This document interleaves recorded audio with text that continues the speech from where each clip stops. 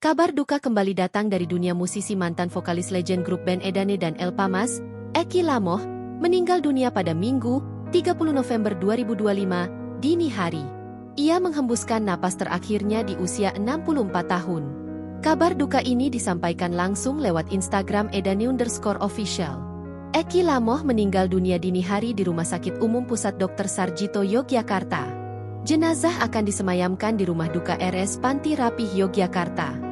Sementara, kabar ini dibenarkan oleh Chavis, manajemen Edane. Betul, Eki meninggal dunia.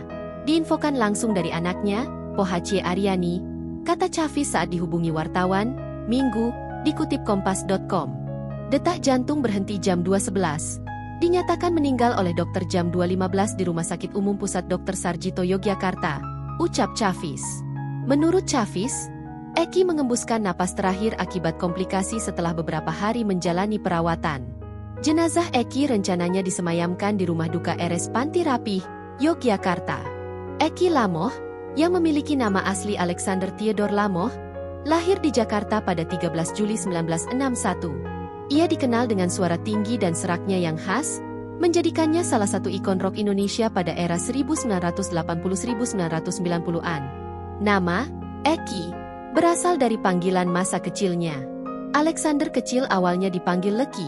Namun karena belum bisa melafalkan namanya dengan benar, sebutan itu berubah menjadi Eki.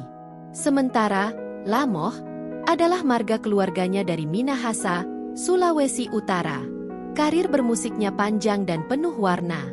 Ia pernah menjadi vokalis El Pamas, grup rock legendaris tanah air. Kemudian, ia bergabung dengan Edane, band rock papan atas yang dikenal dengan dentuman gitar cadas dan aksi panggung atraktif. Dalam perjalanannya, Eki juga dikenal sebagai penyanyi solo dengan karakter vokal kuat dan unik. Selama puluhan tahun, ia menjadi figur penting di panggung rock Indonesia berkat suara, gaya, dan harismanya.